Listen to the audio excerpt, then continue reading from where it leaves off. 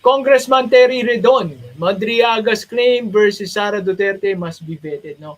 Hindi po agad pinapaniwalaan ni Congressman Terry Redon si Ramil Madriaga. A formal House probe may be necessary to verify the allegations. So, di ba? Kailangan po ng mapatunayan ni Ramil Madriaga. At para po mangyari yan, magkakaroon ng baka Quadcom 2.0 o Good Governance, di ba? Yung Committee on Good Governance 2.0. Lalo na, napapalapit yung impeachment. Pag pwede na ulit mag-file ng impeachment case laban sa Sara Duterte, pwede itong magamit, no? Kaya maganda na magkaroon na agad-agad ng proof or ng investigasyon dito ko sa mga pinagsasabi ni Ramil Madriaga. Nakakatulog pa ba si Sara Duterte o nakaplanado na yung script nila, no? Magsasakit-sakitan na naman yung mga DepEd secretary, mga OVP staff. Baka gano'n na naman ang plano nyo, ha? Di ba? Kumita na yan. Ano na namang sakit ang gagawin nyo? Mahirap po dito. Baka no? Baka may mga ganunin si Sara Duterte. Tapos si sa gobyerno. Alam niyo naman, may saltik yan, di ba? Ayan, basahin pa natin. If groups seeking to file new impeachment complaint, Duterte seek to include Madriaga's affidavit among the grounds for the case. Ayan. Redon, House Committee on Public Accounts Chairman, stressed that while the Madriaga issue is not yet formally part of any impeachment complaint, Congress cannot simply ignore his sworn allegations, especially if they are invoked in proceedings that could have constitutional consequences. Di ba? Kasi may mga kapag napatunayan po itong mga claim ni Ramil Madriaga, meron pong mga nilalabag na constitutional na mga batas, di ba? Sa saligang batas natin, itong inaakusahan niya. Unlike dun sa mga akusasyon kay President Bongbong Marcos, walang ebidensya. Di ba? Ito, pag meron pong mga nagkakatugma na mga claim si Jimmy Guban, di ba? Kung matatandaan nyo, sinasangkot ang pamilyang Duterte dun sa magnetic lifter.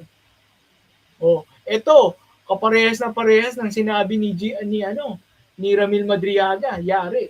So, ibig sabihin guys, may kalalagyan si Sara Duterte dito, no? Maaari silang pagharap-harapin, di ba? Paano kung dalawang testigo na ang magsasabi na itong mga Duterte nasasangkot sa pagbentahan, di ba? Kaya bang ipagtanggol ni Sara Duterte ang kanyang sarili? Papaano kung lumabas pa ang mga bank accounts ni Sara Duterte? Tapos tumatanggap siya ng pera mula sa mga alleged D-lords. Yari na, di ba?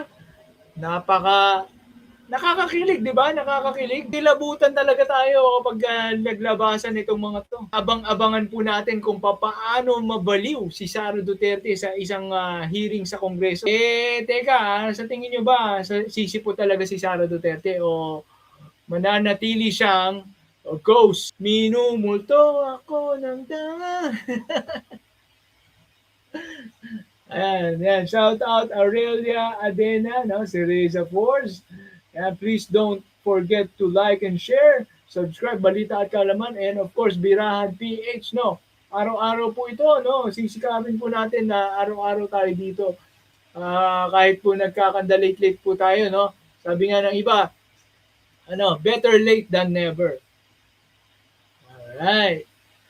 So, yan, no? Yari na. Marapit na talaga, no? May kalalagyan si Sara Duterte. Iyakan na to, guys. Ano po ba ang consequences pag napatunayan itong mga sinasampang kaso kay Sara Duterte? Plunder. Pag may plunder, although Vice President po siya,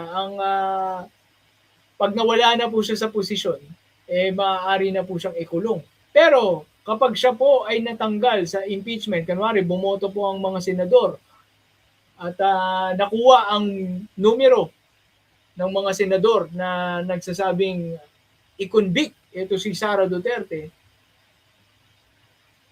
matatanggal po siya sa kanyang posisyon bilang Vice Presidente.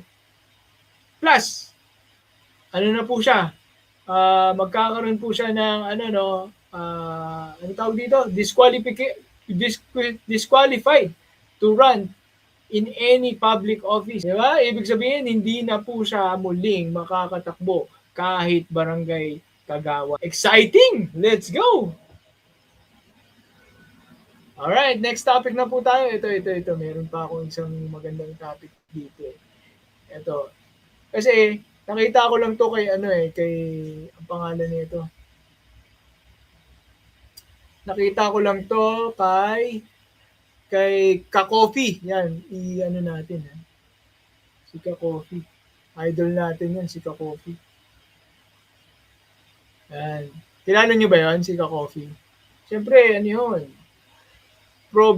Pro-admin pa rin po yan. No? Pro-admin. Hindi ko po sinasabing BBM loyals, no? Pro-admin. Kasi tayo naman po lahat, kung may mananalong presidente, ang una-una po talaga natin dapat gawin ay suportahan ang presidente. Di ba? Yung maninira nang walang ginagawa naman na masama, kalokohan po yun, no? Di ba? Wala namang pong ebidensya yung mga nagsasabing may kasalanan si BBM, wala namang mga ebidensya, puro mga AI lang mga di ba? Mga pinapasa po nila, di ba? Na mga ebidensya, yung mga bangag-bangag na yan, di ba? Wala po yan. Ayan, ito. Kilala niyo po ba to? Ito, papakita ko. Ayan, kilala niyo po ba yan? Si Ka-Coffee? Ayan, idol po natin yan. Tahimik lang pero matindi ang accomplishments. Yan, Sandro Marcos, of course. Remulla, pinaiimbestigahan si Lediste. Yan, maganda rin natin i-topic yan. Ridon Madriaga's claim versus yan yung kakatapos lang natin na imbestigahan. Itakel. Imbestigahan to. Ito. Meron dito. Ito po. Meron po kasi naglalabasan na mukhang hindi daw po nagkakaisa ngayon yung buong Congress. No? Kasi nga po, hindi na kagaya ng dating former speaker nung panahon ni Martin Romualdez na siya po ang speaker, talaga nagkakaisa ang Kongreso, no? Talagang lahat, no, pati mga bills na priority ni BBM, no, pinapa-priority ni BBM, no, minamark niya as urgent, talagang natatapos